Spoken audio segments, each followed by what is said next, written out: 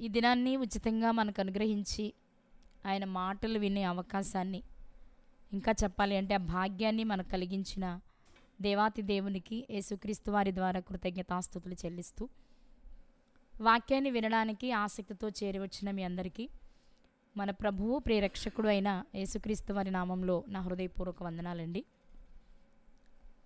అందరూ బాగున్నారు కదా? దేవుని కృపలో అందరూ బాగున్నారు అనుకుంటున్నాను. ఇప్పటికే సమాజంలో క్రిస్మస్ చేయొచ్చా లేదా అనేది ఒక సందేహం. బైబిల్లో క్రిస్మస్ లేదు కదా, డిసెంబర్ 25 కాదు కదా, ఇలాంటి ఎన్నో సందేహాలు ఉన్నాయి. వాటిని మనం కూడా చాలా వరకు ఛేదించుకుంటూ వస్తున్నాం. ఇకపోతే ఈరోజు సమాజం ఆచరిస్తున్న క్రిస్మస్ని మనం ఆలోచిస్తే ఆ క్రిస్మస్లో క్రీస్తున్నాడా అనిపిస్తుంది. మరి క్రీస్తు లేకపోతే, యేసుక్రీస్తు ప్రభువారు లేకపోతే ఆ క్రిస్మస్కి విలువే ఉంటుంది? ఇది మనకొచ్చే ఆలోచన. కానీ ఆచరిస్తున్న వారికి ఏంటంటే క్రీస్తు ఉన్నారా లేదా వాళ్ళకి అక్కర్లేదు, ఆ పేరు చెప్పుకొని ఎంజాయ్ చేస్తున్నామా లేదా అని మాత్రమే ఆలోచిస్తున్నారు. ఈ సందర్భంలో మీకు ఒక జరిగిన విషయాన్ని మీకు జ్ఞాపకం చేస్తాను. మీలో చాలామందికి ప్రపంచ ప్రఖ్యాతిగాంచిన స్పీకర్ బిల్లీ గ్రహం గారు చాలామందికి తెలిసి ఉంటుంది. ఆయన జీవితంలో జరిగిన ఒక చిన్న సంఘటన మీకు చెప్తాను, అంటే ఈ సన్నివేశానికి రిలేటెడ్గా ఉంటుంది కాబట్టి. ఒకసారి బిల్లీ గ్రహం గారు ఒక ప్రదేశంలో వాక్యాన్ని బోధించి వేరే ప్రదేశానికి వెళ్ళవలసి వచ్చిందట. ఆ వేరే ప్రదేశంలో ఆ ప్రోగ్రామ్ని కండక్ట్ చేసిన వారి తరపున ఒక వ్యక్తి, విల్సన్ అనే ఒక వ్యక్తి, ఈయన్ని తీసుకుని వెళ్ళడానికి కారు వేసుకుని వచ్చారట. బిల్లీ గ్రహం గారు విల్సన్ గారు కలిసి ప్రయాణం చేస్తూ ఉండగా మార్గమధ్యంలో పెట్రోల్ కొట్టించుకోవాల్సి వచ్చింది. విల్సన్ గారు కారు దిగి పెట్రోల్ కొట్టించుకుంటున్నారట. ఈలోపు బిల్లీ గ్రహం గారికి షేవింగ్ చేసుకోవాలనిపించింది. ప్రక్కనే బార్బర్ షాప్ కనిపిస్తుంటే విల్సన్ గారికి చెప్పకుండా బిల్లీ గ్రహం గారు లేచి వెళ్ళి బార్బర్ షాప్కి వెళ్ళిపోయారట. ఈయనకి చెప్పలేదు. వెళ్ళిపోయి కూర్చొని ఆయన షేవింగ్ చేసుకుంటున్నారు. ఈలోపు విల్సన్ గారు పెట్రోల్ కొట్టించుకొని తిరిగి కారులోకి వచ్చి కూర్చొని వెనక సీట్లో బిల్లీ గ్రహం గారు ఉన్నారా లేదని చూడకుండా కారు మూవ్ చేసుకుని వెళ్ళిపోయారట. ఇప్పుడు వెళ్ళే చోట మెయిన్ స్పీకర్ బిల్లీ గ్రహం గారే, కానీ ఆయన వదిలిపెట్టి వెళ్ళిపోయారు. ఎందుకు ఈ సందర్భాన్ని మీకు జ్ఞాపకం చేస్తున్నానంటే, ఆ మీటింగ్కి అత్యంత ప్రాముఖ్యమైన మనిషి బిల్లీ గ్రహం గారే. ఒకవేళ మాట్లాడకపోయినా ఆయన కారెక్కగానే విల్సన్ గారు వెనక సీట్లో ఆయన ఉన్నారా లేదా, లేకపోతే ఏదో ఒక మాట కదిపితే బాగుండేదేమో. ఆయన చెప్పకుండానే వెళ్ళిపోయారు, ఈయన చూసుకోకుండానే వెళ్ళిపోయారు. తీరా బార్బర్ షాప్లో మనీ కట్టడానికి కూడా అన్నీ కారులోనే ఉండిపోయి చాలా ఇబ్బంది పడి ఏదో తంటాలు పడినట్టుగా చెప్తారు. ఈ విషయాన్ని ఎందుకు చెప్తున్నాను అంటే, ఆ మీటింగ్కి ఎవరు ప్రాముఖ్యమో ఆ వ్యక్తిని వదిలిపెట్టి వెళ్ళిపోవడం జరిగింది. ఈరోజు సమాజం కూడా ఎలా ఉంది అంటే, క్రిస్మస్ అంటే క్రీస్తు నశించిపోతున్న మానవాళిని రక్షించడానికి తండ్రి అభీష్టం మేరకు, తండ్రి ఇష్టాన్ని నెరవేర్చడానికి లోకానికి వచ్చారు. కానీ ఆ క్రీస్తే లేకుండా సంవత్సరాలు క్రిస్మస్ చేసేసుకుంటున్నాం. క్రిస్మస్లో క్రీస్తు ఉండట్లేదు, కానీ ఉండకూడనివి చాలా ఉంటున్నాయి. ఎవరైనా ఇప్పుడు చిన్నపిల్లల్ని కదిపి మనం క్రిస్మస్ అంటే ఏంటి అని అడగండి. మీరు చిన్నపిల్లల్ని పిలిచి మీరు క్రిస్మస్ అంటే ఏంటి, క్రిస్మస్లో ఏముంటాయి అని కనుక మనం అడిగితే వాళ్ళు చెప్పే మాటలు చెప్పమంటారా? క్రిస్మస్ అంటే డాన్సులండి, క్రిస్మస్ అంటే భోజనాలండి, క్రిస్మస్ అంటే లైటింగ్ అండి, క్రిస్మస్ అంటే కేక్ అండి, క్రిస్మస్ అంటే గ్రీటింగ్ కార్డ్స్ అండి, క్రిస్మస్ అంటే స్టార్ అండి, ఇవే చెప్తారు. ఎందుకంటే వాళ్లకు కనిపిస్తున్నది అవే, వాళ్లకు కనిపించేలా మనం చేస్తున్నది కూడా అదే. కొత్త బట్టలు, పిండి వంటలు. క్రిస్మస్ అనగానే మన పరిధిలో మనం ఆలోచిస్తే బైబిల్ దగ్గర నుండి ఒక 3-4 రకాల గుంపులు కనిపిస్తూ ఉంటాయి మనకి.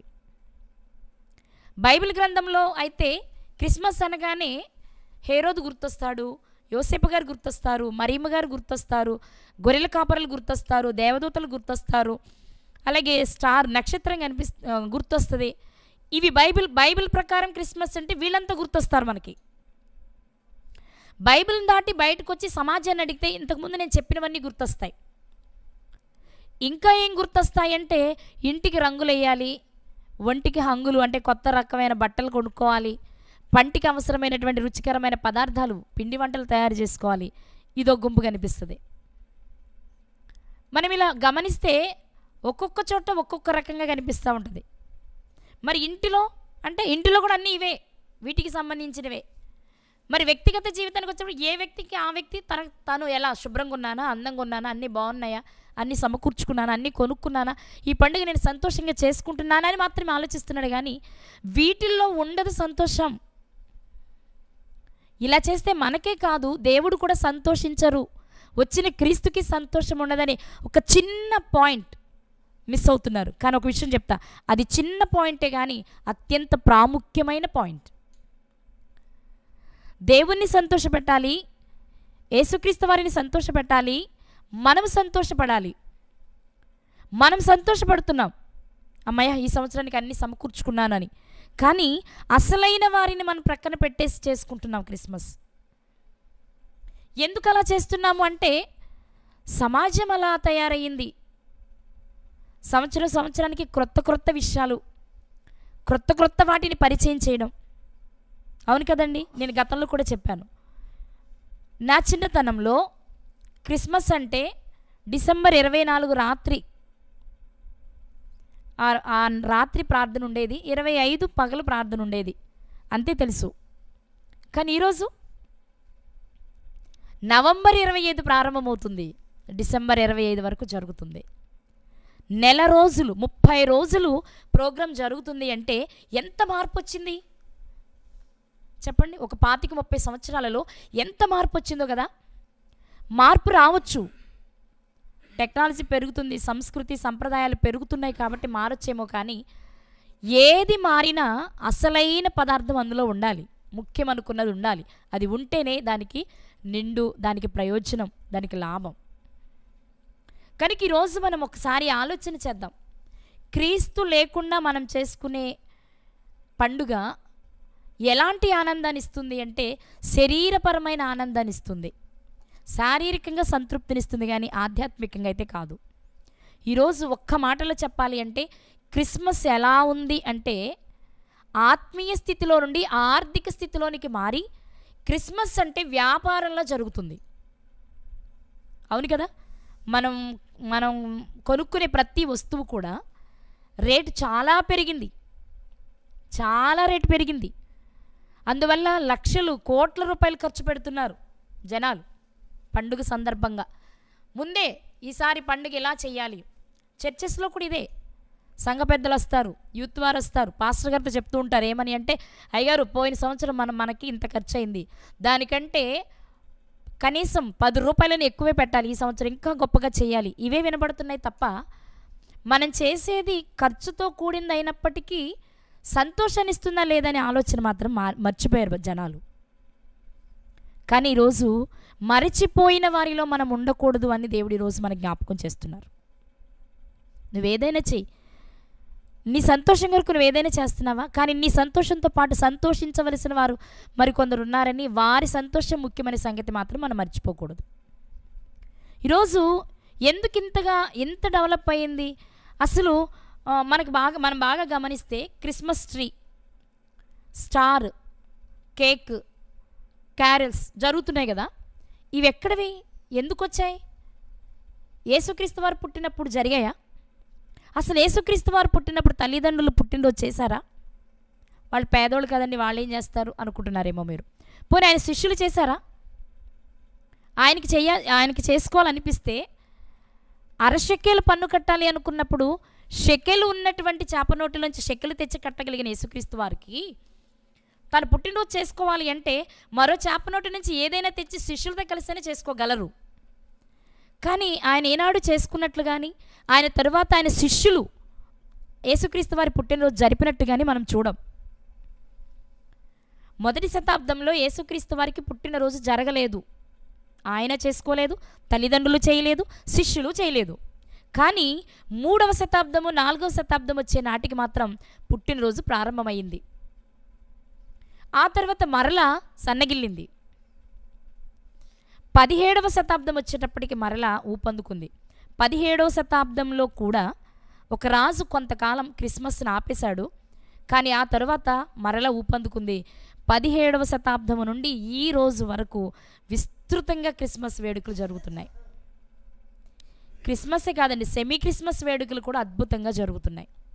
ఒక మాట చెప్తాను, 2000 ఈ క్రిస్మస్ అనేది క్రైస్తవులే కాదు, క్రైస్తవేతరులు కూడా జరుపుకుంటున్నారు. ఎంజాయ్ కోసం, సంతోషం కోసం. పండుగ వాతావరణం అన్నీ అందుబాటులోకి వస్తాయి, అన్నీ కొనుక్కోవడానికి వీలు కలుగుతుంది, వ్యాపారానికి ఏ డోకా ఉండదు. ఈ క్రిస్మస్ని క్రైస్తవులే కాదు అందరూ చేసుకుంటున్నారు. ఒక చిన్న మాట చెప్తాను మీకు.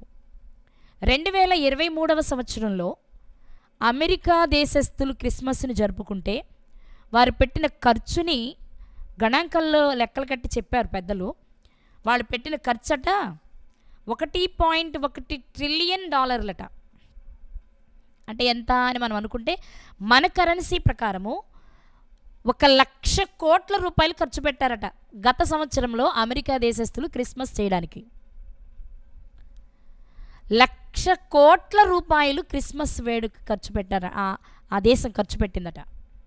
అంత వ్యాపారం జరిగింది. ఎందుకింత ఖర్చు పెట్టారు అంటే పండుగ, వేడుక. సామాన్యులే గొప్పగా ఘనంగా చేసుకుంటూ ఉంటే లోకాన్ని రక్షించడానికి వచ్చిన లోకరక్షకుని పుట్టినరోజు ఇంకా గొప్పగా చేయాలి కదా అనుకుంటున్నారు. కానీ మిమ్మల్ని మాట అడుగుతాను, మనం పుట్టినరోజు చేసుకుంటే కొత్త బట్టలు మనకు కావాలి, కేక్ మనం కట్ చేయాలి, అవును కదండి? మరి యేసుక్రీస్తు పుట్టినరోజు ఎవరు చేస్తున్నారు? యేసుక్రీస్తు వారు కొత్త బట్టలు ఎవరు తొడుగుతున్నారు? అది చేయట్లా. కనీసం యేసుక్రీస్తు వారు చెప్పారు, నా పేరట అల్పులైన సహోదరులకు చేసినా చాలని. అది కూడా చేయట్లా, తక్కువని చెప్పచ్చు. మన వరకే మనం చూసుకుంటున్నాం, మన వరకే మనం చేసుకుంటున్నాం. కాబట్టి ఈ రాత్రి క్రిస్మస్ వేడుక అనే సంబరంలో, సంతోషంలో మునిగిన నా ప్రియ చెల్లి, తమ్ముడు, అక్క, అన్న, మీతో ఒక్కసారి నేను మాట్లాడే విషయం ఏంటి అంటే, చేసుకో, కానీ నువ్వు చేసే ఈ వేడుకలో క్రీస్తు సంతోషించగలుగుతున్నాడా? ఆయనను పంపిన తండ్రి సంతోషించగలుగుతున్నారా? నువ్వు చేసే చిన్న ఖర్చు అయినా సరే ఆయన మెచ్చేలా ఉందా లేదా, ఇది మనం చూసుకోవాలి. ఇది ఆలోచించుకునే ముందు అసలు ఈ క్రిస్మస్ ట్రీ కానీ ఈ విధానాలన్నీ ఎలా వచ్చాయి అనేది నేను కొంచెం గ్యాదర్ చేసుకుని వచ్చాను. అటు ఇటు ఉండొచ్చు, లేకపోతే రకరకాలుగా ఉండొచ్చు, ఎందుకంటే నేను నెట్లో కొట్టిందే కాబట్టి ఎవరెవరు చెప్పినవి విని నేను కూడా సేకరించింది కాబట్టి ఒకసారి వాటిని గురించి మనం ఆలోచించుకుంటూ వద్దాం. ఈరోజంతా ఇంచుమించు చరిత్ర ఎక్కువ ఉంటుంది, మీరు దానికి ఏమి ఇబ్బంది పడొద్దు. ఎందుకు ఈ విషయాలన్నీ చెప్తున్నాను అంటే, న్యూయార్క్లో వాషింగ్టన్ ఇర్వింగ్ అనే ఒక వ్యక్తి ఒక పుస్తకాన్ని రాశారట. అదేంటి అంటే సంస్కృతి సంప్రదాయాలు అనే పేరు మీద ఒక బుక్ రాశారు. అందులో ప్రారంభము నుండి క్రిస్మస్ ఎలా చేసుకుంటూ వచ్చారు మన పూర్వీకులు అనే విషయాన్ని ఆయన అందులో పొందుపరిచారట.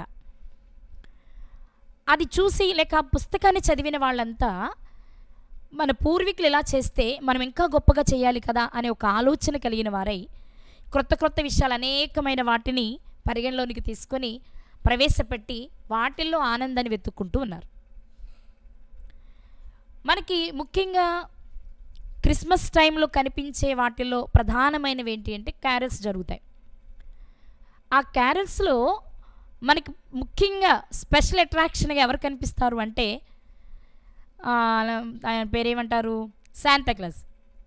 ఇంకా వాడుక భాష అయితే క్రిస్మస్ తాత.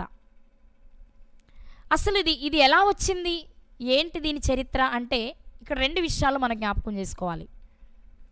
ఒకటి, 15వ శతాబ్దంలో అనగా 1426వ సంవత్సరంలో జాన్ ఔడిలే అనే ఒక వ్యక్తి ఈ క్యారల్స్ అనే దాన్ని స్టార్ట్ చేశాడట.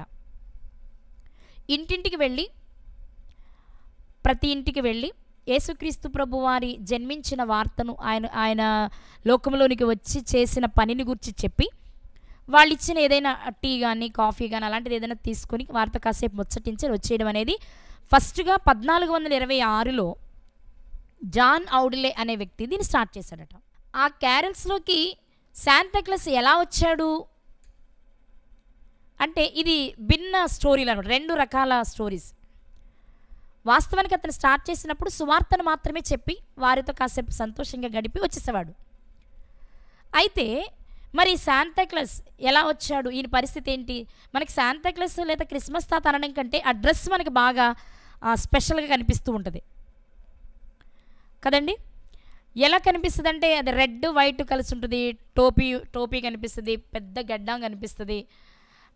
ఆయన చిన్నపిల్లల దగ్గరికి వెళ్తూ వాళ్ళతో ముచ్చటిస్తూ వాళ్ళకి బిస్కెట్స్, చాక్లెట్స్, ఇంకా గిఫ్ట్స్ ఇలాంటివి ఇస్తూ ఉంటారు కదా. అది మనకి బాగా తెలిసిన విషయం. వాస్తవానికి 1840 సంవత్సరంలో అమెరికా దేశస్థులు ఒక బొమ్మను తయారు చేశారట. ఈ డ్రెస్ మోడల్లో ఉన్న ఒక బొమ్మను తయారు చేశారట అమెరికా వాళ్ళు.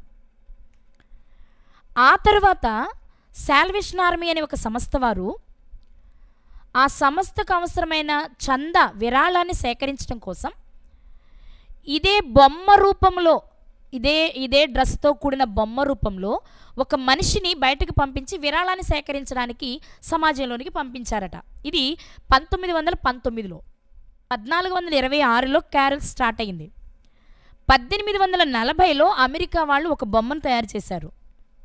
1919లో బొమ్మ ప్లేస్లో ఒక మనిషిని పెట్టి ఆ డ్రెస్తో విరాళాన్ని సేకరించడానికి బయటికి పంపించారు.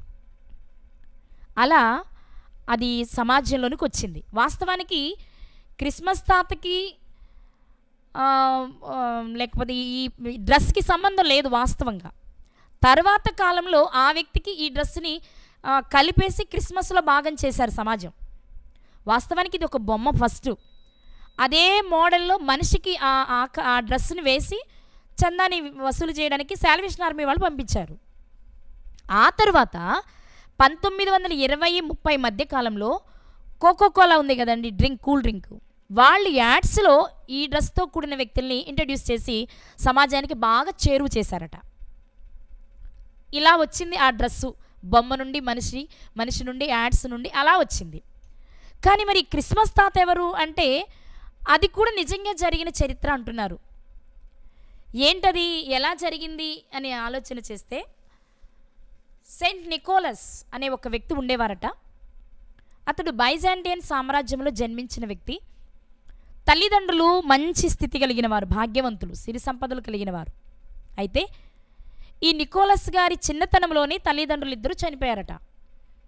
అప్పుడు వాళ్ళ చిన్నాన్నగారు, వాళ్ళ బాబాయ్ గారు ఈయన పెంచి పెద్ద చేస్తే ఈయన పెద్దవాడైన తరువాత ఆర్సిఎం ఉంటుంది కదా, అందులో బిషప్గా ఇతన్ని ఎంపిక చేయబడ్డారు. చాలా భయభక్తులు కలిగిన వారు, చిన్ననాటి నుండే దేవుడంటే ప్రేమ కలిగిన వ్యక్తి. అలా అది కూడా ఒక దేవదూత ద్వారా చెప్పబడి ఈ నికోలస్ గారు బిషప్గా అయ్యారని ఒక నానుడి. ఈయన బిషప్ అయిన తర్వాత మైరా అనే ప్రాంతంలో ఒక ఇన్స్టిట్యూట్లో ఈయన బిషప్గా పనిచేస్తూ ఉండేవారట. అక్కడ పనిచేసేటప్పుడు ఆ సంఘంలో పేదవారిగా ఉన్న పిల్లల్ని, సరిగా జరుగుబాటు లేని వారికి ఈయన రహస్యంగా వాళ్ళ అవసరాలు తీరుస్తూ ఉండేవాడు. ఎందుకంటే ఇతను భాగ్యవంతుడని చెప్పాను కదా ముందే, ఇతని దగ్గర చాలా ఆస్తి ఉంది కాబట్టి అతను ఏం చేశాడంటే పేదవారికి సహాయం చేస్తూ వచ్చేవాడట. ఇంకా చిన్నపిల్లలు ప్రార్థన చేసుకోవడానికి వచ్చినప్పుడు ఆ పిల్లలతో చెప్పేవారట ఆయన, మీ కోరికలేంటి, మీకేం కావాలో ఒక స్లిప్ మీద రాసి ఇక్కడ పెట్టి వెళ్ళిపోమని చెప్పేవారట. వాళ్ళు స్లిప్లో రాసినవి వాళ్ళకి కానుకలుగా ఆయన తిరిగి తర్వాత అందించేవారట. ఆయన అందిస్తున్నారని వారికి అర్థమయ్యేది కాదు. తర్వాత అర్థమైపోయింది. చాలామంది చెప్పే ఒక విషయం ఏంటి అంటే ఈ నికోలస్ గారు పరిచర్య చేస్తున్న ఆ ప్రాంతంలో ఒకే ఇంటిలో 3 ఆడపిల్లలున్న ఒక కుటుంబం ఉన్నప్పుడు అతను చాలా నిరుపేదైతే ఆ పిల్లలకు పెళ్ళిళ్ళు చేయలేక వారిని వ్యభిచారులుగా మార్చి పెళ్లి చేయాలనుకుంటున్న తరుణంలో నికోలస్ గారే సహాయం చేసి వారందరి వివాహాలు జరగడానికి కారకుడయ్యారట. అలాంటివి ఆయన ఎన్నో చేసినట్లుగా చరిత్రకారులు చెప్తున్న విషయం. మనం అప్పుడు లేమో, మనకు తెలియదు అనుకోండి, చెప్పే విషయం అనమాట. సో ఇక్కడ ఏం జరిగింది అంటే ఈ బొమ్మ, ఈ రూపం అమెరికా వాళ్ళు తయారు చేసిన ఈ బొమ్మ రూపం వచ్చింది. నికోలస్ గారేమో హెల్ప్ చేసే గుణం కలిగిన వారు. ఈ ఇద్దరిని కలిపి క్రీస్తుకి అలాంటి సహాయం చేసే గుణం ఉంది కాబట్టి ఆ క్రిస్మస్లో ఆ డ్రెస్తో కూడిన ఈ వ్యక్తి చనిపోయిన తర్వాత, అంతకుముందు ఆయన మామూలు సాధారణమైన డ్రెస్సులోనే జీవించేవారు. ఆయన చనిపోయిన తర్వాత ఆయన పేరు మీద ఎవరో ఒక వ్యక్తికి ఆ డ్రెస్ వేసి ఆయనకి క్రిస్మస్ తాత అని పేరు పెట్టి క్రిస్మస్లో ఆయన పరిచయం చేయడం ప్రారంభించారు. ఇలా క్రిస్మస్ తాత వచ్చాడు అనేక బహుమతులు తీసుకొని. అందుకే మనం ఇప్పుడు ఎక్కడ చూసినా, ఏ చర్చిలో చూసినా ఖచ్చితంగా ఆ రూపంతో ఒక్కరైనా మనకు కనిపించకుండా ఉండరు. చర్చ్ ఎందుకండి, ఈవెన్ ఇప్పుడు ప్రతి చోట చర్చిలే అక్కర్లేదు, మాల్స్కి వెళ్ళినా, షాపింగ్ మాల్స్కి వెళ్ళినా అక్కడ కూడా ఇప్పుడు కనిపిస్తూనే ఉంటున్నారు. ఈ క్రిస్మస్ సీజన్ వస్తే అలాంటి వాళ్ళు ఒకటి గేట్ మెన్గా అతన్ని పెట్టేస్తున్నారు ఇప్పుడు. అంటే అతను ఒక ప్రత్యేకమైన గుర్తింపు కలిగిన వ్యక్తిగా మనం చూస్తూ ఉన్నాం. ఎందుకు వచ్చింది ఇది అంటే చెప్పలేం. అంటే మనుషుల తమ అభిప్రాయాన్ని బట్టి సహాయం చేసే గుణమున్న ఆయనకు అదొక బొమ్మ ప్రత్యేకమైనదిగా గుర్తింపు తెచ్చుకుంది కాబట్టి ఆ వేషధారణతో ఈయనను పెట్టి క్రిస్మస్లో ఒక ప్రత్యేకమైన వ్యక్తిగా ఈరోజు నడిపించేసుకుంటూ వెళ్తున్నారు. ఇప్పుడు ఆ డ్రెస్ కావాలి అంటే వ్యాపారస్తుల దగ్గరికి వెళ్ళాలి. అందులో మోడల్స్, సైజులు, ఇలా వ్యాపారస్తులకు మంచి లాభం చేకూరుతూ వచ్చిందనమాట. ఇలా క్రిస్మస్ తాత చరిత్ర జరిగింది. అందుకే ఖచ్చితంగా క్యారల్స్ జరిగించినప్పుడు ఖచ్చితంగా క్రిస్మస్ తాత అందులో ఉంటారనమాట. ఈరోజు క్రిస్మస్ అనగానే చిన్నపిల్లలు ముందు గుర్తొచ్చేది ఆయనే. ఇలా ఇది క్రిస్మస్లో భాగమైపోయింది. ఈరోజు దాన్ని అందరూ అనుసరిస్తూనే ఉన్నారు. మంచిది. అయితే అలా చేస్తున్నారు, బాగానే ఉంది, సంతోషం. ఆయన గుర్తు చేసుకుంటున్నారు, ఆయన చేసిన మంచి పనిని గుర్తు చేసుకుంటున్నారు, బాగుంది. కానీ ఆయనంటూ అసలు ఇక్కడికి ఇందులో ప్రవేశించడానికి కారణం క్రీస్తు వారి కదా. మరి ఆయన్ని గురించి ఎంతవరకు మనం చెప్పగలుగుతున్నాం? ఆయన ఎంతవరకు, కనీసం క్రిస్మస్ తాతకున్నంత గుర్తింపైన యేసుక్రీస్తుకి ఇస్తున్నామా? ప్రత్యేకంగా అంటే తక్కువే అని చెప్పాలి. ఎవరో కొంచెం ఎక్కువ భక్తి కలిగిన వారే తప్ప ఎక్కువ శాతం అయితే అది కాదని చెప్పాలి. కానీ ఈరోజు దీని ద్వారా మనం ఏం నేర్చుకోవాలి?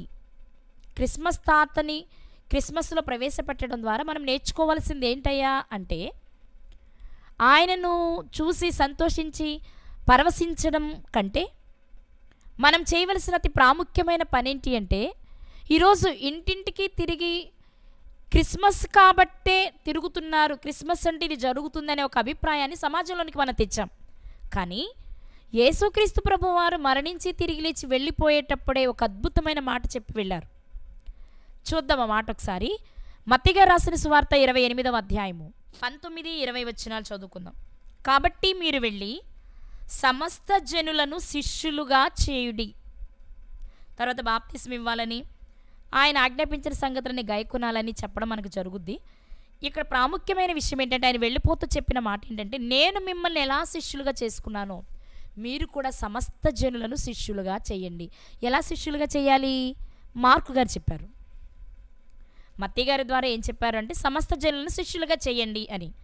ఎలా చేయాలి అంటే, మార్కు సువార్త 16వ అధ్యాయం 15వ వచనంలో చెప్పారు ఆయన. ఏమని?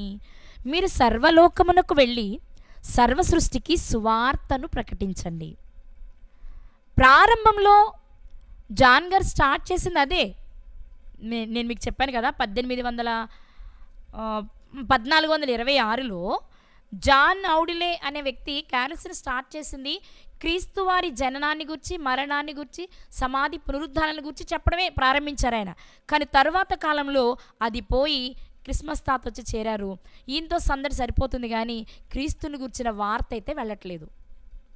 కానీ ఈరోజు మనం గుర్తించవలసిన విషయం ఏంటి అంటే, నువ్వు ఏం చేస్తావు నాకు అనవసరం, కానీ ఒకటి మాత్రం నువ్వు చేయాలి. అదేంటి అంటే, ఒకవేళ నువ్వు ఇంటింటికి వెళ్తే ఖచ్చితంగా సువార్తను చెప్పు. కానీ ఈరోజు నేను ఇలా అంటున్నాను, మీరేమనుకోవద్దు, కానీ చాలామంది బోధకులు ఎలా అయిపోయారు అంటే, ఈ క్యారల్స్ డేట్ పెట్టుకొని ఆ డేట్ ఊరంతా తిరిగి వాళ్ళ ప్రతి ఇంటి నుండి కానుకను స్వీకరించడమే ధ్యేయంగా బ్రతుకుతున్నారు. ఈరోజు అంటే వాళ్ళ అభిప్రాయం ఏదన్నా కానీ విశ్వాసాలు ఎలా అయిపోయారు అంటే, ఈరోజు అయ్యగారు మన ఇంటికి వస్తారు ప్రార్థన చేయడానికి, ఎంతో కొంత కానుకిచ్చి పంపించాలి మనం అనే ఒక ఆలోచనలోనికి విశ్వాసాలు వెళ్ళిపోవడానికి కారణం ఏంటి అంటే, ఆ కార్యక్రమం ద్వారా ఏం జరుగుతుంది అంటే, దేవుని సంకల్పం నెరవేరట్లేదు, సువార్త ప్రకటించబడట్లేదు, కానీ అక్కడ అనేక కార్యక్రమాలు జరుగుతున్నాయి. కానీ రాత్రి దేవుడు మనకి జ్ఞాపకం చేస్తున్న విషయం ఏంటి అంటే, నువ్వు వెళ్తావా వెళ్ళు, కానీ వెళ్ళినప్పుడు నువ్వు జాగ్రత్త వహించాల్సింది ఏంటి అంటే, భౌతికమైన దానికి ప్రాధాన్యతనిచ్చి దేవుని సంకల్పాన్ని ప్రక్కన పెట్టొద్దు. నువ్వు ఇంటింటికి వెళుతున్నప్పుడు నువ్వు ఉండే 2 నిమిషాలైనా 3 నిమిషాలైనా యేసుక్రీస్తు ఎందుకు ఈ లోకానికి వచ్చారు, ఎవరి కొరకు వచ్చారు, ఏం చేసి వెళ్ళారు, మనల్ని ఏం చేయమన్నారనే విషయం 4 మాటల్లో చెప్పాలి. 4 మాటల్లో చెప్పండి. అది క్రిస్మస్కు ముందు మాత్రమే కాదు, నిత్యము చెప్పాలి, ప్రతి దినము చెయ్యాలి.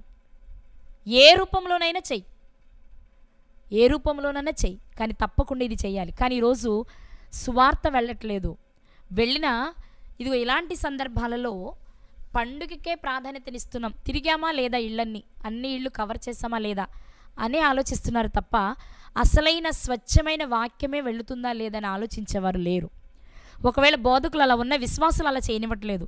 ఎందుకంటే వెనకే ఉంటారు కదా సంఘ పెద్దలు, స్త్రీల సమాజం వారు, యూత్ వాళ్ళు, వీళ్ళు చెప్పినట్టు వినాల్సిన పరిస్థితుల్లో బోధకులు వెళ్ళిపోయారు. కాబట్టి దేవుని సంకల్పం నెరవేరట్లేదు. కానీ ఈ రాత్రి దేవుడు మనకు జ్ఞాపకం చేస్తున్నారు, మనం జాగ్రత్తగా సువార్తను చేపట్టుకుని వెళ్ళేవారిగా ఉండాలి. వ్యక్తులకు కాదు ప్రాధాన్యత, వ్యక్తులకు కాదు ప్రాధాన్యత, విషయానికి ప్రాధాన్యతనిచ్చేవారిగా మనం ఉండాలి. ఇక క్రిస్మస్ అనగానే మనకు గుర్తొచ్చే మరొక విషయం ఏంటి అంటే, కేక్ కదా. కేక్ ఎందుకు పెడతారంటే సంతోషానికి సంకేతంగా, ఒకరినొకరు ప్రేమకు చిహ్నంగా, ఒకరినొకరు సమాధానపరుచుకోవడానికి. అప్పటి వరకు కోపతాపాలున్నా, ఇబ్బందులు ఏమైనా ఉన్నా ఆ కేక్ ఒకరినొకరు తినిపించుకోవడం ద్వారా వారి మధ్య ఉన్న దూరం తొలగిపోయి సమాధానం ఏర్పడుతుంది. అలాగే మన వాళ్ళు చేస్తారు కదా, కేక్లా ఆ సంవత్సరం అంతా తీయగా సంతోషంగా చల్లటి కబుర్లతోనే ఉండాలి అని. అది సాధ్యమా అండి? సంవత్సరం అంతా రోజు ఆనందంగానే ఉండడం కుదురుతుందా? మహామహులకే అసాధ్యం అది. కష్టాలు ఉంటాయి, నష్టాలు ఉంటాయి, బాధలు ఉంటాయి, సంతోషాలు ఉంటాయి, అన్నీ కలగలిపే ఉంటాయి సంవత్సరం అంతా. కాకపోతే ఆ రోజైనా సంతోషంగా ఉండాలని ఆలోచిస్తూ ఉంటారు. వాస్తవానికి కేక్ అనేది 16వ శతాబ్దంలో ఇంట్రడ్యూస్ అయింది. ప్రారంభంలో ఫస్ట్ క్రిస్మస్ కేక్ని ఓట్స్ మిల్క్తో తయారు చేశారట. 16వ శతాబ్దంలో కేక్ని తయారు చేశారు, క్రిస్మస్ కేక్ని. ఆ క్రిస్మస్ కేకు డిఫరెంట్గా ఉండేది. ఓట్స్ తెలుసు కదా మీకు, తెల్లగా గింజలా ఉంటాయి. షుగర్ వాళ్ళు ఎక్కువ, బీపీ వాళ్ళు ఈ మధ్య ఎక్కువ తింటున్నారు దాన్ని, పాలతోనే చేస్తారు కదా. దాంతో ఆ కేక్ తయారైందట ఫస్ట్. కానీ తర్వాత ఎగ్స్, బటరు, డ్రై ఫ్రూట్స్ ఇవన్నీ కలిపి వాటితో పాటు సుగంధ ద్రవ్యాలు కూడా వేసి దాన్ని మార్చారు. ఎందుకయ్యా ఇలా మార్చారు అంటే, తూర్పు దేశపు జ్ఞానులు యేసుక్రీస్తు వారికి సుగంధ ద్రవ్యాలు తెచ్చారు కదండి, దానికి సంకేతంగా కొంచెం హెల్దీగా టేస్టీగా ఉండాలి కాబట్టి దీన్ని ఇలా మార్చారు అన్నారు. ప్రస్తుత కేకులు అయితే ఇవే ఉంటాయి, మనకు తెలిసిన విషయం. ఇక కేకుల గురించి ఆలోచిస్తేనండి, 24 రాత్రి 25 పగలు చూడాలి పిల్లలు. రోడ్ల వెంబడి ఎక్కడ చూసినా షాపులే. ఎన్ని లక్షల కేజీల కేకులు అమ్ముడవుతాయంటే చెప్పలేం. ఒకరినొకరు ఇచ్చుకునే గిఫ్ట్లో ఖచ్చితంగా కేక్ ఉంటుంది. ఒక రకంగా చెప్పాలంటే నోట్లోకి వెళ్ళేదానికంటే వంటికి పూసుకునేది ఎక్కువ ఉంటుంది కేక్ పండుగలు కదా. ఎందుకయ్యా అలా చేస్తున్నారు అంటే సంతోషం. ఎందుకు సంతోషం? పండగంటే సంతోషంగా ఉండాలి అంతే. కానీ క్రీస్తు రాక మాకు సంతోషం అని చెప్పే సమాధానం చాలా తక్కువ. నాలాంటి వాళ్ళు చెప్పినా ఈవిడికి మతిలేనట్టుంది, అందరూ ప్రపంచమంతా ఆనందంగా చేసుకుంటుంటే ఈవిడ వచ్చి మధ్యలో ఎలాంటివి చెప్పుద్ది ఏంటి అనిపిస్తుంది మీకు. కానీ రేపు దేవుడు లెక్కడిగితే ఇదే చెప్పాలి కదా. ఇది కదా ఆయన అడుగుతారు, ఇది కదా ఆయన అడుగుతారు. ఏమండి, మనం కేకులు పంచుకునేటప్పుడు, కేకులు తినేటప్పుడు ఎక్కడైనా ప్రశాంతంగా ఉంటారా? అల్లరి కదూ, అల్లరేనా? మరి క్రైస్తవుడు అల్లరి చేయొచ్చా? దేవుడు అల్లరికి కర్త కాదు కదా. మరి చిన్న విషయం తెలీదా? పాప అయ్యగారు మొత్తుకుంటూనే ఉంటారు, అల్లరి చేయొద్దు, గొడవ చేయొద్దు, ప్రశాంతంగా ఉండండి అని. మనకెక్కదు, ఎందుకంటే మనకు వాక్యం మీద మనసు ఉండదు కదా. ఏం జరుగుతుందో విషయాలు ఇవి కావాలి మనకి. కాబట్టి కేక్ని ఒక సంప్రదాయంగా క్రిస్మస్లోనికి తెచ్చేసి లక్షలకు లక్షలు ఖర్చు పెట్టి కేకులు తయారు చేయడం. కేకులు బిర్యానీలే కదా మనకు ఆ రోజు కనిపించేది. తిండికి చాలా ప్రాధాన్యతనిస్తాం మనం ఆ రోజు. తినొద్దని నేను అనట్లేదులే, కానీ నువ్వు ఏదైనా చెయ్యి, కానీ ఆ చేసేది దేవునికి నచ్చుతుందా లేదా అనేది ముఖ్యమైన పాయింట్. ఇది తప్పకుండా అందరూ ఆలోచించాలి. కానీ దీని ద్వారా మనం నేర్చుకోవాల్సింది ఏంటి అంటే, ఎప్పుడు తీపి మనకి, ఎప్పుడు సంతోషం మనకి, ఎప్పుడు మన జీవితంలో ఆనందం మనకి. మనం గతంలో మాట్లాడుకున్నాం క్రిస్మస్ అంటే ఆనందం. ఎప్పుడు ఆనందం అంటే మనలోని పాపం పోయినప్పుడు, మనము శాపము నుండి బయటకు వచ్చాము అనిపించినప్పుడు కదా. ఇప్పుడు ఉదాహరణకి మనమే ఏదో తప్పు చేసాం, ఏదో పాపం చేసాం, మనకి శిక్ష పడింది. శిక్షను అనుభవిస్తున్న మనకి మనశ్శాంతి ఉంటుందా, సంతోషం ఉంటుందా? మన కళ్ళ ముందు సంతోషకరమైనవి జరుగుతున్నా మనం సంతోషించలేం. మన మనసు ఎక్కడో ఆలోచిస్తూ ఉంటుంది, బాధను అనుభవిస్తూ ఉంటుంది. ఎదుటి వారికి కూడా అర్థమైపోతుంది, అరే మనం అంతా సంతోషంగా ఉన్నాం, కానీ వాళ్ళకి జరిగిన విపత్తును బట్టి వాళ్ళు చాలా బాధలో ఉన్నారు అని మనమే చెప్పగలం. భౌతికంగానే అలా ఉన్నప్పుడు మరి ఆధ్యాత్మికంగా అపరాధముల చేత, పాపముల చేత మనం చచ్చిపోయి ఉన్నాం కదా. చచ్చిన స్థితిలో ఉన్న మనకెక్కడి నుంచి వస్తుంది ఈ ఆనందం? నేను చచ్చాను అనే విషయం మర్చిపోయాం మనం. చచ్చిన నన్ను లేపడానికి ఆయన వచ్చారు, ఆయన లేపితేనే నాకు నిజమైన సంతోషమైన సంగతి మర్చిపోయాం. ఈరోజు క్రైస్తవులుగా మనం జరుపుకునే క్రిస్మస్లో సుగంధ పరిమళం ఉందా? క్రీస్తు మన కొరకే తనకు తాను బలిగా అర్పణగా చేసుకుని సుగంధాన్ని వెదజల్లారు, పరిమళాన్ని వెదజల్లారు. ఆ క్రీస్తుని ధరించిన నీ జీవితం కూడా నశించిపోతున్న నీ సహోదరుని కోసం నువ్వు త్యాగం చేస్తే, నీ శరీరాన్ని నువ్వు నలుగగొట్టుకుని సువార్తను ప్రకటిస్తే, అప్పుడు కదా అసలైన సువాసన పరిమళం ఆయనను చేరేది. పవిత్రమైన పక్షులను, పవిత్రమైన జంతువులను నోవా గారు ఇచ్చినప్పుడు దేవుడు దానిని ఆస్వాదించి, ఆగ్రానించి ఒక నిర్ణయం తీసుకున్నారు, ఇక మీదట ఇప్పట్లా ఇప్పుడు నేను నాశనం చేయను అని. అది ఛాయ, నిజస్వరూపం ఈరోజు క్రీస్తులో జరిగింది. క్రీస్తును ధరించి క్రీస్తుని వెంబడిస్తున్న క్రైస్తవుడిలో జరగాలి. ఎలా జరగాలి? క్రీస్తు తనకు తానుగా ఇష్టపూర్వకంగా సజీవయాగంగా తన దేహాన్ని అర్పించాడు. అదే పని నీ సహోదరుల కోసం నువ్వు చేస్తే అప్పుడు నీ జీవితం ఆనందం, అప్పుడు నీ నోరు తీపైనట్లు, నీ మనసు తీపైనట్లు. కానీ అది ఎక్కడుంది ఈరోజు? మనకి కేకు చేసామా, కడుపుకు తిన్నామా, ఇంతవరకే ఆలోచిస్తున్నాం, కానీ హృదయాన్ని సంతోషపెట్టే పని వరకు మనం వెళ్ళలేకపోతున్నాం. పిల్లలు, మిమ్మల్ని కేకులు తినొద్దు అనట్లా నేను, కేకులు పంచుకోవద్దని కూడా అనట్లా నేను. కానీ అది చేసే ముందు, నువ్వు నీ సహోదరుని సంతోషపెట్టడానికి ఈ పని చేసే ముందు, నిన్ను బాగు చేసి నిన్ను సంతోషపెట్టడానికి క్రీస్తు చేసిన త్యాగం నీకు గుర్తొస్తుందా? యేసుక్రీస్తు వారు త్యాగం చేయాలి అంటే తండ్రి త్యాగం చేశాడు, ప్రియమైన తన కుమారుని మన కొరకు పంపించి కదా. అది నీకు గుర్తొస్తుందా? అది నీ జ్ఞాపకంలోనే లేకుండా నువ్వు ఎన్ని కేకులు కట్ చేసుకుంటే ఏమి, ఎంత ఆనందిస్తే ఏమి, అది క్షణమాత్రం ఉండే ఆనందం మాత్రమే. దానికోసం కాదు ఈరోజు క్రైస్తవుడు ప్రయాసపడవలసింది.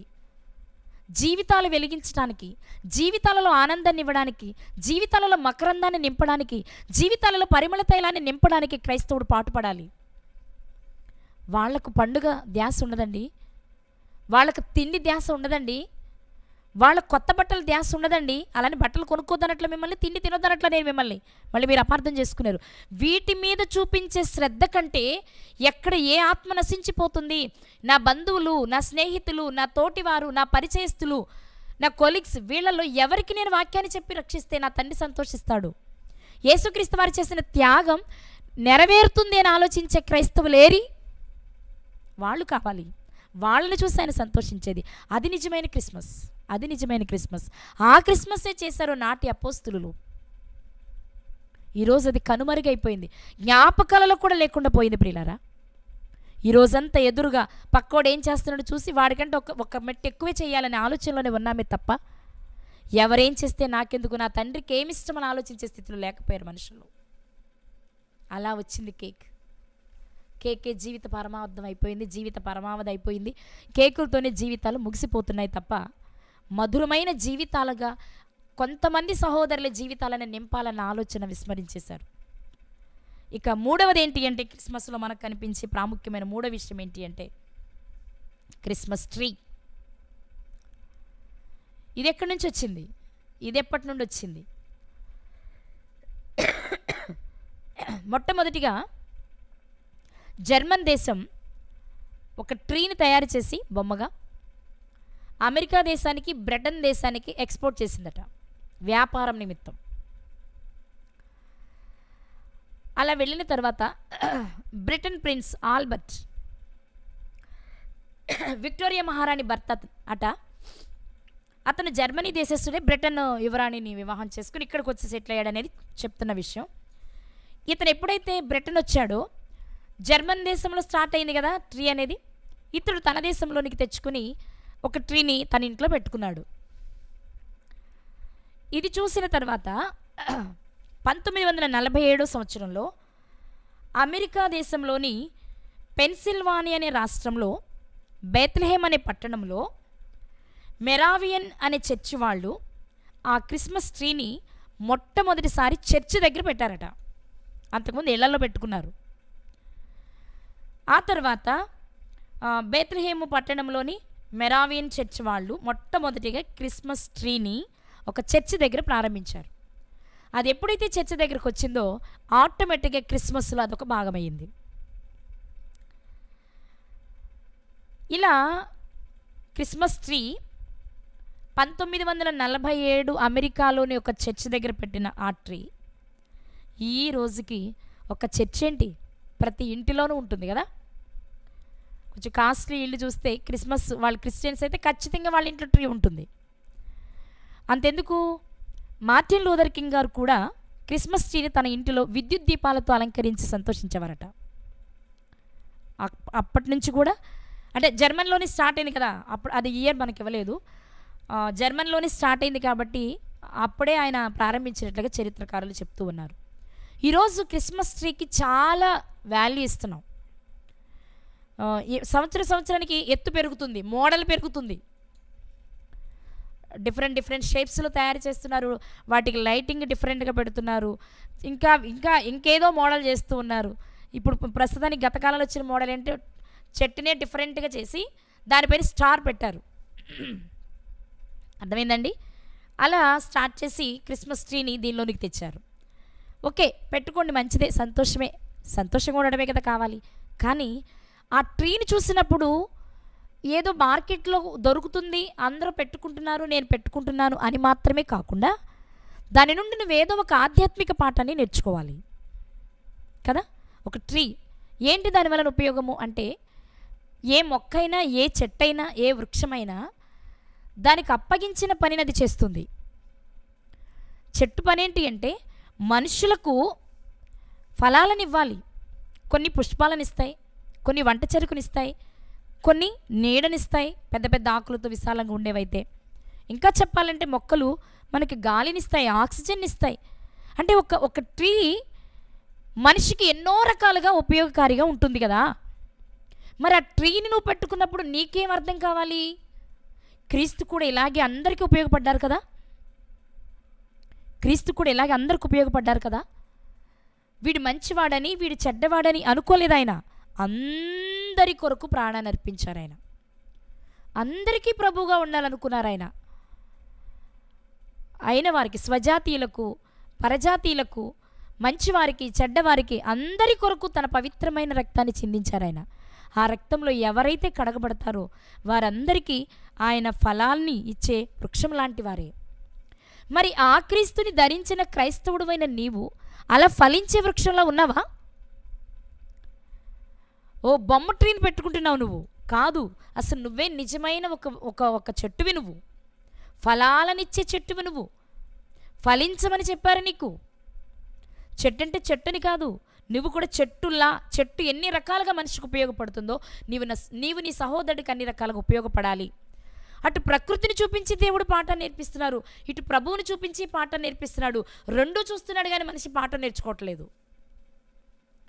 అది నా కోసమే, ఇది నా కోసమే అనుకుంటున్నాడు కానీ నేనెవరి కోసం అనుకోలేకపోతున్నాడు.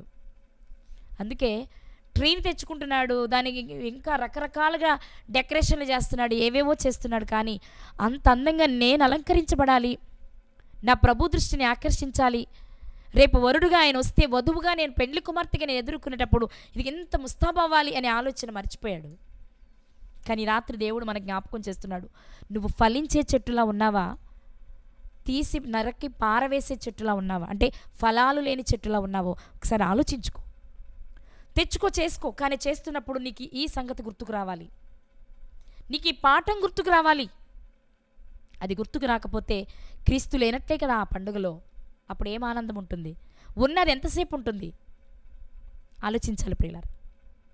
కాబట్టి ట్రీని పెడుతున్నాడు కానీ మనిషి ఆలోచించలేకపోతున్నాడు. ఇక ఇందులో మరొకటి ఏంటి అంటే గ్రీటింగ్ కార్డ్స్.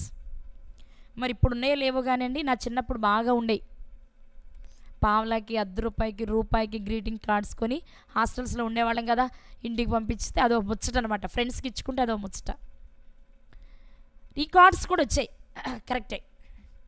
ఈ కార్డ్ ఎప్పుడు స్టార్ట్ అయింది అంటే 1843 సంవత్సరంలో జాన్ కాల్కార్ట్ హార్స్లీ అనే ఒక వ్యక్తి మొట్టమొదటిగా, చిత్రకారుడట అతను, మొట్టమొదటి ఈ గ్రీటింగ్ కార్డ్ స్టార్ట్ చేశాడు. క్రిస్మస్ టైంలో వచ్చే గ్రీటింగ్ కార్డ్ని స్టార్ట్ చేశాడు 1843 సంవత్సరంలో జాన్ కాల్కార్ట్ హార్స్లీ అనే వ్యక్తి.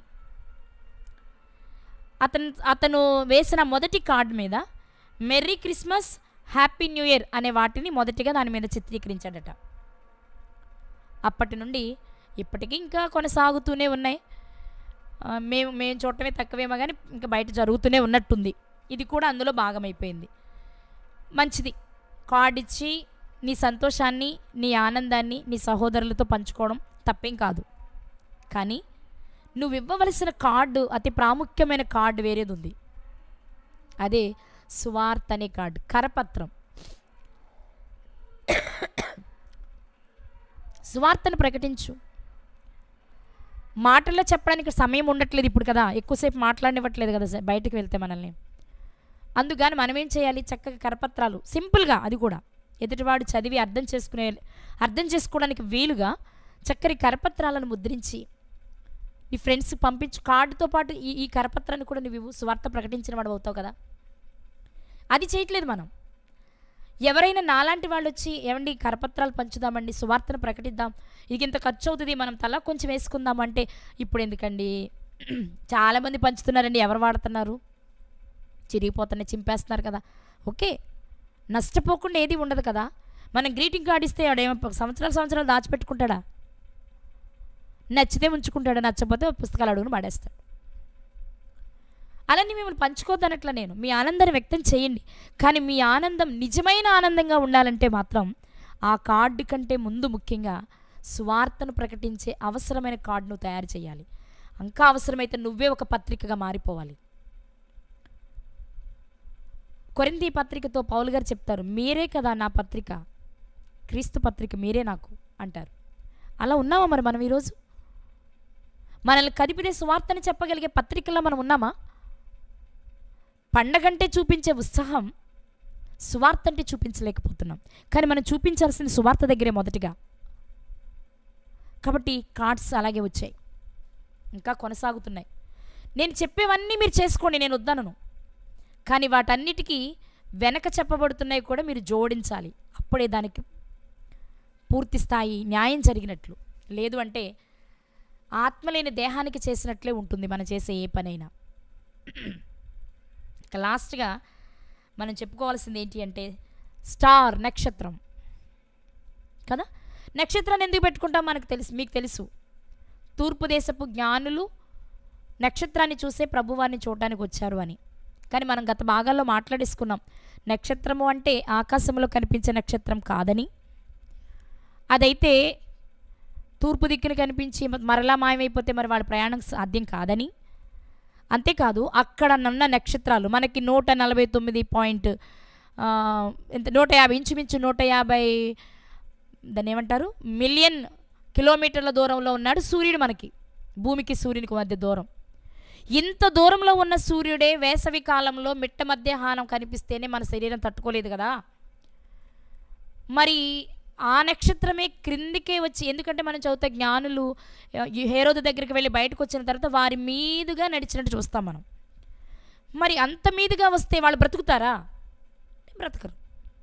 రెండో విషయం ఏంటి అంటే నిజంగా ఆకాశంలోని ఆ నక్షత్రాలే నడపాలి అంటే రాత్రిపూట మాత్రమే కనిపిస్తాయి. వీరి ప్రయాణం రాత్రే జరగాలి, కానీ రాత్రి మాత్రమే జరిగినట్టు మనకి ఎక్కడ కనిపించదు. కాబట్టి ఆ నక్షత్రము మన జ్ఞానులకు కనిపించిన నక్షత్రము నక్షత్రం అని వాళ్ళు పేరు పెట్టారు, కానీ అది నక్షత్రం కాదు, దేవదూతలే. ఇంకా బాగా చెప్పాలి అంటే వ్రాయబడలేదు, కానీ మనం ఇంకొంచెం బాగా ఆలోచిస్తే గొర్రెల కాపరుల దగ్గరకు వచ్చింది ఏ నక్షత్రమో, మరియమ్మ గారి దగ్గరకు వచ్చింది ఏ దూతో, యోసేపు గారి దగ్గరకు వచ్చింది ఏ దూతో, ఆ దూతలే జ్ఞానుల దగ్గర కూడా వెళ్ళాయి, అది కూడా దూతే. అందుకే అక్కడ వర్తమానం చెప్పి కనుమరుగైపోయారు. మరలా హేరోదు దగ్గర నుంచి బయటకు వచ్చిన తర్వాతే వారికి కనిపించి దారి చూపించారు. కాబట్టి మనం జనరల్గా నక్షత్రం అనే పదం ప్రయోగించబడింది కాబట్టి మనందరం ఇళ్లపై నక్షత్రాలు పెట్టుకుంటున్నాం, మంచిదే. ఇళ్లపైన నక్షత్రం పెట్టుకున్నావు, కానీ నువ్వే ఒక నక్షత్రం అనే సంగతి నీకు గుర్తుందా? ఇది గుర్తుపెట్టుకున్నావా? ఈ నక్షత్రాలు కూడా డెకరేషన్లో భాగంగా ఎప్పుడొచ్చాయి అంటే 1970వ సంవత్సరం నుంచి వచ్చాయట. అంటే డిఫరెంట్ నక్షత్రాలు ప్రతి ఇళ్ల మీద అలంకరించుకునే జర్మను, ఆస్ట్రియా దేశాల నుంచి స్టార్ట్ అయిందట. ఈ స్టార్స్ స్టార్ట్ చేశారు. రైట్, పెట్టుకో స్టార్. ఇంటి పైన స్టార్ పెట్టావు, బాగుంది, కానీ ఇంటిలో స్టార్ నువ్వు ఎలా ఉన్నావు? ఈ నక్షత్రాలు రేపు యుగాంతమందు లేకపోతే క్రీస్తు రాకడలో లయమైపోతాయి. మరి నిజమైన నక్షత్రం ఎవరు అంటే మనం దానియేలు గ్రంథంలో మాట చదువుకుంటాం కదా, చూద్దాం అవసరం కాబట్టి ఒకసారి ఆ మాట చూసుకుని ముగించుకుందాం. దానియేలు గ్రంథము 12వ అధ్యాయము 3వ వచనం చదువుకుందాం. బుద్ధిమంతులైతే ఆకాశ మండలంలోని జ్యోతులను పోలిన వారై ప్రకాశించెదరు. నీతి మార్గమును అనుసరించి నడుచుకున్నట్లు ఎవరు అనేకులను త్రిప్పుదురో వారు నక్షత్రము వలె నిరంతరమును ప్రకాశించెదరు. దేవుడు చెప్తున్న మాట, నువ్వు బుద్ధిమంతుడివైతే, నువ్వు నీతి మార్గాన్ని అనుసరించి నడుస్తూ ఉంటే నువ్వు అనేకులను దేవుని వైపు త్రిప్పాలి. నువ్వెంతమందిని దేవుని వైపు త్రిప్పుతావో అప్పుడు నువ్వు నిజమైన స్టార్, నువ్వే స్టార్. మనం ఒక క్రొత్త వ్యక్తిని సంపాదిస్తున్న కొలది మన వెలుగు పెరుగుతుంది, మన ఘనత పెరుగుతుంది, దేవుడు మనకిచ్చే మహిమ పెరుగుతుంది, మనం ఉన్నతంగా ఉంటాం.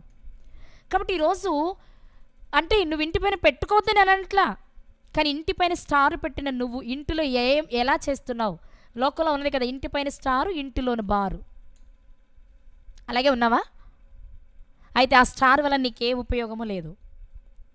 నువ్వు నిజమైన స్టార్. ఒకవేళ నిన్నటి వరకు నువ్వు బార్ పెట్టావా, తాగావా, తందనాలాడేవా, ఏమైనా చేస్తుండొచ్చు, కానీ ఈరోజు ఈ క్రిస్మస్ అయినా నీలో మార్పును తేవాలి. నువ్వే అయ్యో నేను ఇంత భయంకరమైన జీవితాన్ని జీవించానా, నా జీవితం ఇంత దుర్భరమైందా, నాలాంటి జీవితాన్ని బాగు చేయడానికైనా క్రీస్తు లోకానికి వచ్చింది. అయితే ఆయన త్యాగాన్ని నేను ఒక్కసారి తెలుసుకోవాలి, ఆయన ప్రేమను నేను అర్థం చేసుకోవాలి, ఆయన ఏం చెప్తున్నారో నేను అది చెయ్యాలి, ఆయనను పంపిన తండ్రి ఏమి నేర్పారో నేను అది చెయ్యాలి. వాళ్ళని సంతోషపెట్టితేనే నా వెలుగు ప్రకాశిస్తుంది కదా. మత్తయి సువార్తలో కూడా ఒక మాట కనిపిస్తుంది మనకి, ఒకసారి అది చూద్దామా? మత్తయి గారు రాసిన సువార్త మీ అందరికీ తెలిసిందే, మీరందరూ మాట్లాడేది కూడా. 5వ అధ్యాయము 16వ వచనం. మత్తయి సువార్త 5వ అధ్యాయము 16వ వచనం. మనుషులు మీ సత్క్రియలను చూసి పరలోకమందున్న మీ తండ్రిని మహిమపరచునట్లు వారి ఎదుట మీ వెలుగు ప్రకాశింపనీయుడి. నీ సహోదరుడు ముందు నీ వెలుగు ప్రకాశించాలి. ఏది సంవత్సరానికి ఒక మోడల్ స్టార్ పెట్టి కాదు, సంవత్సరానికి ఒక మార్పు నీలో కనబడాలి. దినదినమో నువ్వు దేవుని అభివృద్ధి చెందాలి, దేవునికి మహిమ తెచ్చే కార్యక్రమాలు నువ్వు చేయాలి. ఒకసారి చేసి ఆగిపోయి 2-3 సంవత్సరాలు గ్యాప్ తీసుకొని మరలా ఎప్పుడో గుబులు పుట్టిన తర్వాత చేస్తే నువ్వెలా స్టార్ అవుతావు? స్టార్ నిరంతరము ప్రకాశించాలి, నిరంతరము ప్రకాశించాలి. ప్రకాశం పెరుగుతూ ఉండాలి.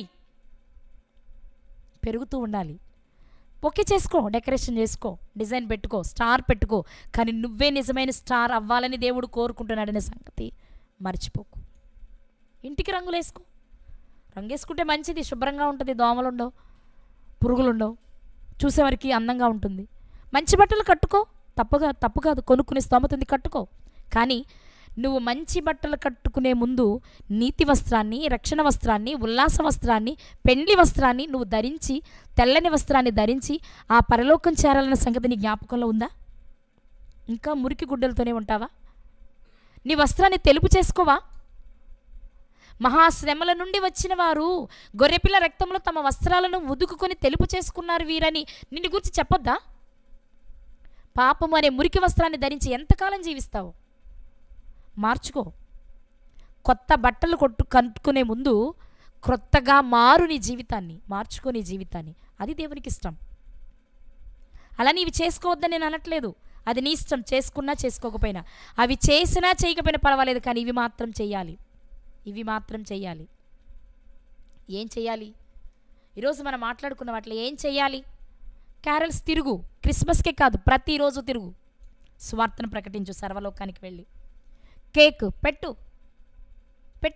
కానీ నీవే ఒక రుచికరమైన పదార్థంగా, నీ నోట నుంచి ఒక మాట వస్తుంటే అద్భుతంగా అందరూ ఆలకించేలా నువ్వు క్రీస్తుని గురించి బోధ చేయగలిగిన స్థితిలోనికి రా. నీవే ఫలించే ఒక చెట్టులా ఉండు, ఫలాలనిచ్చే చెట్టులా ఉండు.